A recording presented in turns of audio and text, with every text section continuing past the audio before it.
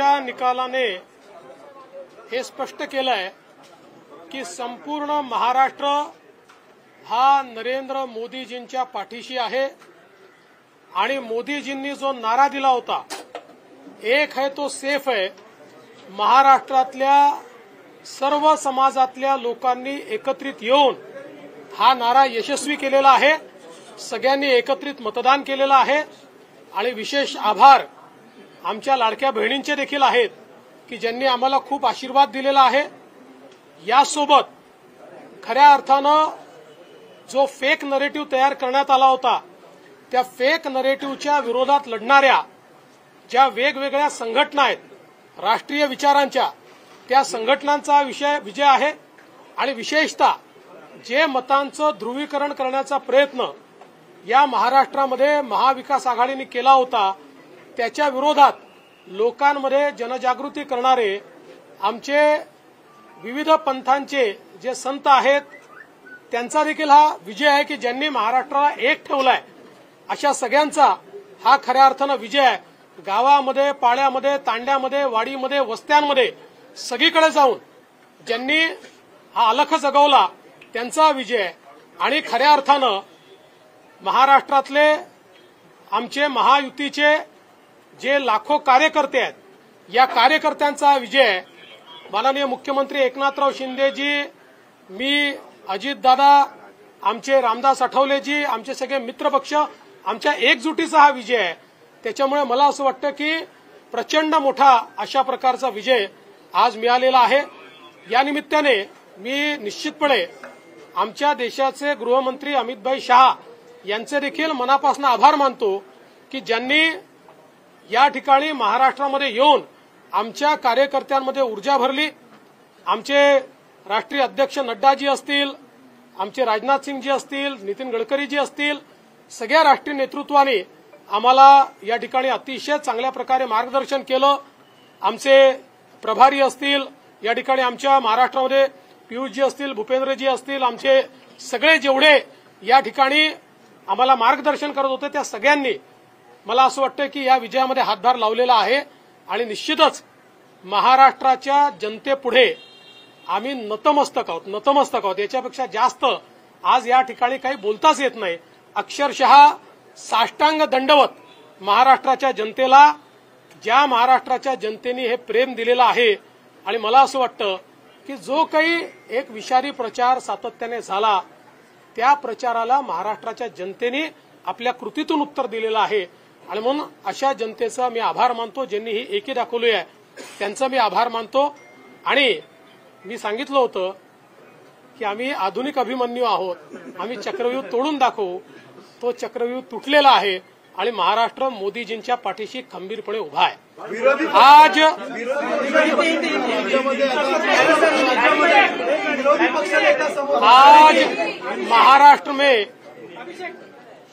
महाराष्ट्र की जनता ने जो अप्रत्याशित इस प्रकार की जीत हमको दी है, इससे ये बात पूरी तरीके से स्थापित होती है कि महाराष्ट्र ये प्रधानमंत्री मोदी जी के पीछे है। और मोदी जी ने जो नारा दिया था, एक है तो सेफ है, इस नारे को यथार्थ में लाते हुए महाराष्ट्र के सभी समाज के सभी लोगों ने एकता दिखाते हुए महाराष्ट्र में मतदान किया है और इसके कारण ये इतनी अच्छी जीत हमको मिली है। मैं विशेष रूप से हमारी लाडली बहनों का, लाडले भाइयों का, लाडले किसानों का, सभी का बहुत आभार व्यक्त करना चाहता हूं। लाडली बहनों ने तो बहुत आशीर्वाद हमको दिया है, जिसके कारण हम लोग निश्चित रूप से एक अच्छा विजय यहां पर संपन्न कर पाए। इसके साथ साथ लोकसभा में जिस फेक नैरेटिव को तैयार किया गया था और यहां पर जिन ताकतों ने अराजकता के माध्यम से फेक नैरेटिव को परकोलेट किया था, उनके खिलाफ लड़ने वाली सारी जो राष्ट्रीय ताकतें थी, जो राष्ट्रवादी विचारों की जितनी हमारी ताकतें थी, वो सारी ताकतों ने मैदान में उतरकर उस फेक नैरेटिव को समाप्त कर दिया। इसलिए उन सभी संगठनों का भी मैं आभार व्यक्त करता हूं जिन्होंने ये करके दिखाया। साथ साथ महाराष्ट्र में जो पोलराइजेशन का प्रयास किया गया था और किसी जाति विशेष, धर्म विशेष को, एक धर्म विशेष को पोलराइज करने का जो प्रयास किया गया था, मुझे लगता है वो प्रयास सफल नहीं हुआ, क्योंकि महाराष्ट्र में एक बहुत बड़ी परंपरा है, संतों की परंपरा है। इस परंपरा का निर्वाह करने वाले अलग अलग पंथों के जो हमारे सारे साधु संत हैं, उनका भी आशीर्वाद हमको मिला, जिन्होंने बिल्कुल गांव गांव तक जाकर अलख जगाया और एक रहने का संदेश दिया, जिसके कारण मैं ऐसा मानता हूं कि एक बहुत अच्छा विजय हमको मिला है। विशेष रूप से हमारे मुख्यमंत्री एकनाथ शिंदे जी, उप मुख्यमंत्री अजित दादा पवार जी, रामदास अठौले जी और हमारे साथ की जितनी छोटी पार्टियां हैं, हम सब लोग एक साथ रहे, एक साथ मिलकर हमने ये काम किया। इसलिए मैं ऐसा मानता हूं कि इस एकता का ये विजय है, जो हमारी महायुति थी, अभेद्य इस प्रकार की महायुति थी, महायुति का ये विजय है, ऐसा मैं मानता हूं। और साथ साथ मैं हमारे प्रधानमंत्री जी का तो आभार व्यक्त करता हूं, उनके कारण ही हमको ये जीत मिली है। लेकिन हमारे देश के गृह मंत्री श्री अमित शाह जी, जिन्होंने महाराष्ट्र में आकर कार्यकर्ताओं में एक ऊर्जा का संचार किया, मैं उनका भी आभार व्यक्त करता हूं। हमारे राष्ट्रीय नेतृत्व हमारे नड्डा जी है, हमारे राजनाथ जी है, हमारे नितिन गडकरी जी है, इनका भी आभार व्यक्त करता हूं। हमारे जो चुनाव के प्रभारी है, हमारे जो महाराष्ट्र से मंत्री है, इन सभी का मैं बहुत दिल से आभार व्यक्त करता हूं कि पूरी पार्टी ताकत से हमारे साथ खड़ी हुई। और सबसे महत्व की बात है, हमारे नेताओं ने, हमारी पार्टी ने केवल बीजेपी की सीटों पर काम नहीं किया, हमारी पार्टी ने सारे के सारे महाराष्ट्र के जितने 288 सीटें थी, हमारे दोस्तों की सीटों पर भी काम किया। और मुझे ऐसा लगता है कि इसके कारण एक बहुत अच्छा यहाँ कार्य संपन्न हुआ। हमारे भूपेंद्र यादव जी, अश्विनी वैष्णव जी, हमारे शिवप्रकाश जी, इनका भी मैं आभार व्यक्त करता हूँ। हमारे यहाँ पर जो हमारे सारे अलग अलग प्रांतों से भी जिन लोगों ने हमको मदद की, उनका भी मैं आभार व्यक्त करता हूँ। हमारे पीयूष जी का मैं आभार व्यक्त करता हूँ, हमारे शिवराज सिंह चौहान जी का भी मैं आभार व्यक्त करता हूँ। मुझे ऐसा लगता है कि एक प्रकार से सामूहिक रूप से हम लोग जब उतरे, तो ये सामूहिक ताकत एक ऐसी ताकत बनी जिसने दिखा दिया कि महाराष्ट्र ये मोदी जी के ही साथ है।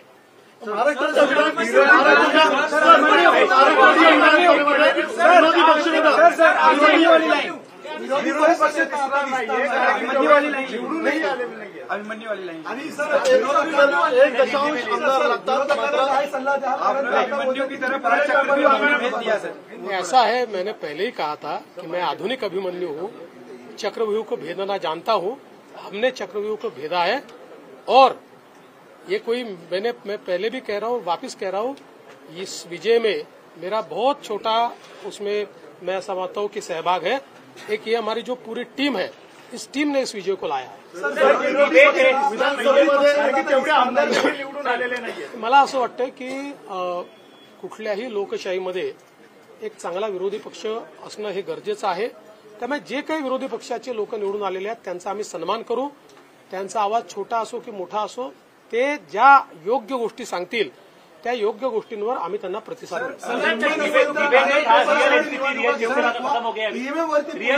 पहले मराठी हो जातो फिर ईव्हीएम पुन्हा कापर फोडताय, हिंमत असेल तर बॅलेट पेपरवर निवडणुका घ्या, आता असं विरोधक म्हणताय, काय सांगा? आम्हाला ते माहितीच होतं, जर झारखंडमध्ये झारखंड मुक्ती मोर्चा जिंकला तर तिथलं ईव्हीएम टॅम्पर प्रूफ, परफेक्ट, एकदम जनमताचा कौल, लोकशाहीचा विजय। आणि महाराष्ट्रामध्ये हे धाराशाही झाल्याबरोबर लोकशाही खतऱ्यात आलेली आहे, ईव्हीएम प्रॉब्लेममध्ये आहे, ईव्हीएम टॅम्पर झालेला आहे। मला असं वाटतं की कुठेतरी अशा परिस्थितीमध्ये आत्मचिंतन केलं पाहिजे आणि खरी कारणं काय आहेत। मला काय त्यांना सल्ला द्यायचा नाही आहे, मी तेवढा मोठाही नाही आहे, पण कधीतरी त्यांना खरी कारणं काय आहेत याचा विचार करावा लागेल। मुख्यमंत्री पदाची स्वप्न पाहिली असे राष्ट्रवादी आणि काँग्रेसमधल्या बड्या नेत्यांचं या विधानसभा निवडणुकीमध्ये पराभव झालेला आहे। असं लोकशाहीची हीच खरी मला असं वाटतं गंमत आहे की लोकशाहीमध्ये कोणाला जनता डोक्यावर घेईल आणि कोणाला जनता धाराशाही करेल हे सांगता येत नाही। या निवडणुकीने पुन्हा एकदा ते दाखवून दिलं। मोठ्या प्रमाणामध्ये यश मिळालेलं आहे। मागच्या वेळेस दातृत्व दाखवत भाजपाने एकनाथ शिंदेना सीएम पद दिलं, आता सगळ्या तुमच्या लोकांच्या अनेक राजकीय नेत्यांची बाईट्स येत आहेत की बाबा प्रतिक्रिया येत आहेत की भाजपला आता यश मिळालं तर भाजपने मुख्यमंत्रीपद घ्यायला हवं.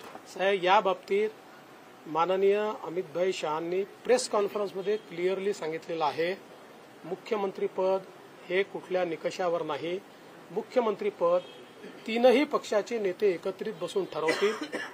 एकनाथराव शिंदेजी त्यांच्या पक्षाचे राष्ट्रीय अध्यक्ष आहेत, अजितदादा त्यांच्या पक्षाचे राष्ट्रीय अध्यक्ष आहेत आणि आमचे जे राष्ट्रीय अध्यक्ष आहेत त्यांना आमचं पार्लमेंटरी बोर्ड हे ऑथराईज करतं. ते बसून जो निर्णय घेतील तो निर्णय असेल. कुठलाही वाद नाहीये, कुठलाही विवाद नाही.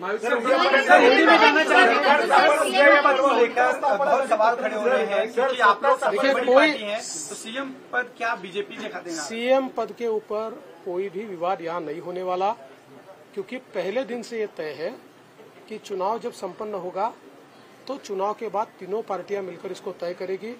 हमारे नेता आदरणीय होम मिनिस्टर साहब ने प्रेस कॉन्फ्रेंस में ये बहुत स्पष्ट शब्दों में बताया है कि चुनाव के बाद तीनों पार्टियां बैठेगी और इसका निर्णय करेगी.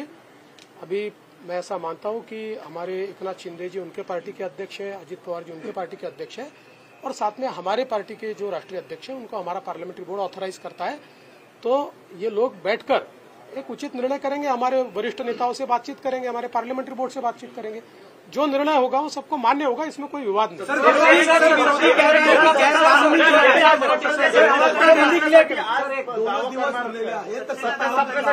बाबा, आता पूर्ण रिझल्ट संपू द्या. आता मी आणि अजितदादा आता सीएम साहेबांकडे चाललो आहे. आम्ही बसून जरा पुढचा काय कार्यक्रम करायचा तो चॉकआउट करू आणि तुम्हाला नीट सांगू. शिवसेना रियल एनसीपी वो भी एंड हो गया, ऐसा आपको लगता है? मुझे ऐसा लगता है कि एक प्रकार से लोगों ने अपना मैंडेट दे दिया. लोगों ने एकनाथ शिंदे जी को रियल शिवसेना के रूप में स्वीकार कर लिया है. बाळासाहेब ठाकरे की हिंदू हृदय सम्राट शिवसेना प्रमुख बाळासाहेब ठाकरे की जो शिवसेना है उसकी लेजिटिमसी ये एकनाथ शिंदे जी को मिली है और जो मूल एनसीपी है उसकी लेजिटिमसी अजित पवार जी को मिली है.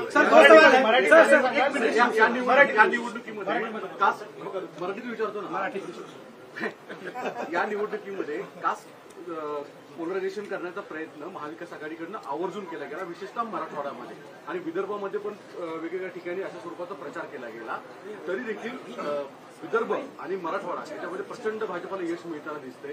याचं प्रमुख अॅनालिसिस काय? मला असं वाटतं की जेव्हा वारंवार तुम्ही एका व्यक्तीला एका पक्षाला टार्गेट करता त्यावेळी तुम्ही जे टार्गेट करता त्यातली हवा पण निघून जाते आणि त्याची तीव्रताही कमी होते आणि लोकांना त्याचं सत्य समजतं.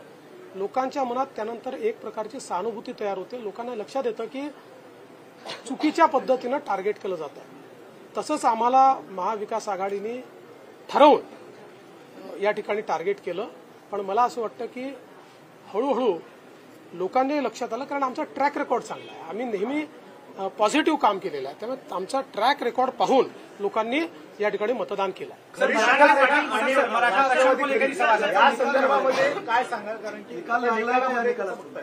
मला असं वाटतं की या निकालाने एक गोष्ट स्पष्ट केली आहे, हिंदू हृदय सम्राट शिवसेना प्रमुख बाळासाहेब ठाकरे यांची शिवसेना ही एकनाथराव शिंदेजींची शिवसेना आहे किंवा एकनाथराव शिंदेजी ज्या शिवसेनेचे प्रमुख आहेत तीच शिवसेना ही आता या ठिकाणी हिंदू हृदय सम्राट शिवसेना प्रमुख बाळासाहेब ठाकरेंची आहे. त्याची लेजिटिमसी जी आहे ती आता एकनाथराव शिंदेजींकडे आलेली आहे आणि तशीच राष्ट्रवादी काँग्रेसची लेजिटिमसी जनतेनं अजितदादा पवारांना दिलेली आहे.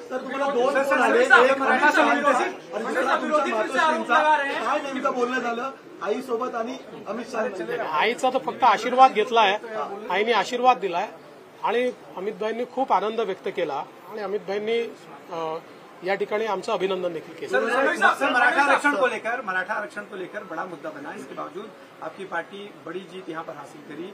आपके ऊपर चूंकि एक तरह से आरोप हुआ, आपको अभद्र शब्दों में आपके खिलाफ जो है आलोचना करी गई, क्या ये उस वजह से मराठा आरक्षण का जो एक आंदोलन था वो फेल हुआ और जो मैंडेट था वो कहीं न कहीं आप लोगों के फेवर में? देखिए, मैंने इससे पहले भी कहा था कि लोकसभा के चुनाव में हमको 43.6% मिले थे, उनको 43.9% मिले थे. तो अगर मराठा समाज ने हमको वोट नहीं दिया होता तो क्या हम 43.6% पर पहुंचते? मराठा समाज हमारे साथ था, है और रहेगा. ओबीसी समाज हमारे साथ था, है और रहेगा. सारे समाज. आज आप जब इसको डिसाइफर करेंगे, जब आप इसका विश्लेषण करेंगे तो आपके ध्यान में आएगा कि सब समाज हमारे साथ में। देखिए, हर समाज की अपनी इच्छाएं होती है, आकांक्षाएं होती है, लेकिन उनको ये भी पता होता है कि अपनी आकांक्षाएं पूर्ण करने के लिए प्रामाणिकता से काम कौन कर सकता है, तो लोगों का विश्वास हम पर। सर 2019ला मला आठवतं की वर्षावर एक प्रेस झाली होती, त्यानंतर शरद पवारांनी तेल लावलेला पैलवान हे वाक्य बोललं होतं आणि तुमचं आलेलं माइंडेड गव्हर्नमेंट पाडलं गेलं होतं कालांतराने, त्याचा तुम्ही प्रतिबदला घेतलाय का आता? आणि तेल लावलेला पैलवान कुठलाही बदला मी घेतलेला नाही। राजकारणामध्ये जनता ठरवते कोण जिंकेल कोण हरेल। कधी कधी एखाद्या गोष्टीचा नापसंती ही जनता कळवते, त्यामुळे यातनं जनतेने कदाचित नापसंती कळवली असेल आणि आमच्या बाबतीत पसंती कळवली असेल। मला असं वाटतं की याला वेगळ्या पद्धतीने पाहण्याचं कारण नाही आणि नंबर्स काय आहे याच्या आधारावर मी विरोधी पक्षाचं मूल्यमापन करणार। सर एक सवाल आहे की नीतीवरतून जी चर्चा सुरू झालेली आहे, महाराष्ट्र चाणक्य म्हणून शरद पवारांचा उल्लेख वारंवार केला जायचा, आता महाराष्ट्र चाणक्य बदलला आहे। बदलला असेल तर मला माहीत नाही, फक्त मी एवढंच सांगू शकतो की मी तरी चाणक्य वगैरे काही नाही। मी भारतीय जनता पक्षाचा साधा कार्यकर्ता आहे। माझा पक्ष मला ताकद देतो, माझ्या पाठीशी उभा राहतो, म्हणून मला हे सगळं करता येतं। आमच्या पक्षातले जे वेगवेगळे नेते आहेत हे सगळे नेते माझं नेतृत्व मान्य करतात, म्हणून मला पुढे जाता येतं। त्याच्यामुळे चाणक्य वगैरे नाही। म्हणून सांगितलं, हे जे काही आम्ही जिंकलो आहे ही एकत्रित भारतीय जनता पक्षाचा हा विजय आहे। याच्यात देवेंद्र फडणवीसचं कॉन्ट्रीब्युशन हे फार लहान आहे। गैरकानूनी जीत ये कह रही है, संजय राउत ने स्टेटमेंट दिया है कि गैरकानूनी जीत है, इस जीत को नहीं मानते क्योंकि जनता आप लोग के खिलाफ थी। और सर और इसी से एक सवाल इसी पे कंटिन्यू कर लेता हूं सर, क्या देवेंद्र फडणवीस के रूप में समंदर वापस आ गया है? जो लोग घर किनारे पे बसाए थे बह जाएंगे? देखिए, पहली बात तो ये है कि संजय राउत इनके ऊपर मैं कभी प्रतिक्रिया देता नहीं हूं, लेकिन आज आवश्यकता इसलिए दे रहा हूं। मुझे ये पता है कि झारखंड में झारखंड मुक्ति मोर्चा जीता है तो बहुत लेजिटिमेट जीता है। वहाँ चुनाव एकदम फेयर हुआ है, वहाँ पर इलेक्शन कमीशन ने अच्छा काम किया है, वहाँ पर ईवीएम इतना पक्का था कि वो हैक ही नहीं हो सकता, वहाँ लोकतंत्र का विजय हुआ है। और महाराष्ट्र में अगर हमको लैंडस्लाइड विक्ट्री मिली है तो इलेक्शन कमीशन भी बायस हो गया है, यहाँ का ईवीएम हैक हो गया है, यहाँ पर लोकतंत्र की हत्या हो गई है। देखिए, कभी न कभी आत्मचिंतन करने की आवश्यकता होती है। जो आत्मचिंतन नहीं करते जिंदगी में वो समाप्त हो जाते हैं। मुझे ऐसा लगता है कि कभी न कभी आत्मचिंतन करना चाहिए और इस प्रकार से वो बात करेंगे तो क्या लोगों का विश्वास बैठेगा? चलो, थैंक यू। सर एक फोटो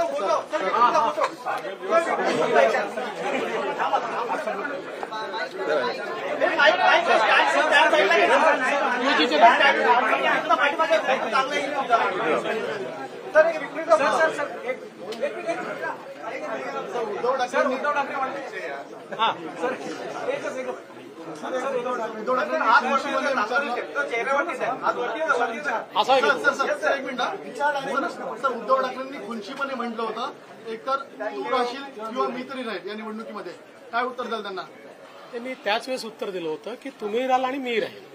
राजकारणामध्ये कोणीच कोणाला संपवू शकत नाही। जनता तुम्हाला कमी अधिक करते, त्याच्यामुळे मी आहेत आणि तेही आहेत। Thank you sir, thank you. समंदर वाला जवाब दे दिया सर आपने। समंदर वाला जवाब, समंदर सर क्या देवेंद्र फडणवीस के रूप में वापस आ गया है और जो अगल बगल में बह जाएंगे? बड़ी चर्चा सर आपके इस बयान। देखिए, समंदर 2022 में ही वापिस आ गया। अभी हम सब लोग मिलकर यहाँ पर सरकार स्थापन करने वाले हैं, इसलिए मुझे लगता है कि कोई अब इसमें बहुत शेरो शायरी करने की आवश्यकता नहीं है। मैं एक गोष्ट मला या निमित्ताने सांगायची आहे, जी निश्चितपणे सांगितली पाहिजे की आमचे अध्यक्ष चंद्रशेखर बावनकुळे यांच्या नेतृत्वात गेल्या 2 वर्षात पार्टीने खालपर्यंत जे कार्यक्रम राबवले त्यामुळे पूर्ण पार्टी जिवंत झाली आणि पार्टीच्या कार्यकर्त्यांनी ही निवडणूक अंगावर घेतली। आणि म्हणून मी बावनकुळेजी आणि आमच्या पार्टीच्या कार्यकर्त्यांचे मनापासून आभार मानतो। मैं हमारे अध्यक्ष चंद्रशेखर बावनकुळे जी और पार्टी के सभी कार्यकर्ताओं का आभार व्यक्त करना चाहता हूं। इन कार्यकर्ताओं ने हमारे बावनकुळे जी के नेतृत्व में पिछले 2 साल लगातार नीचे तक जाकर पार्टी को प्रस्तापित किया, पार्टी के कार्यक्रम उन्होंने वहां पर संपन्न किए और उसके कारण पार्टी में एक नई जान आई।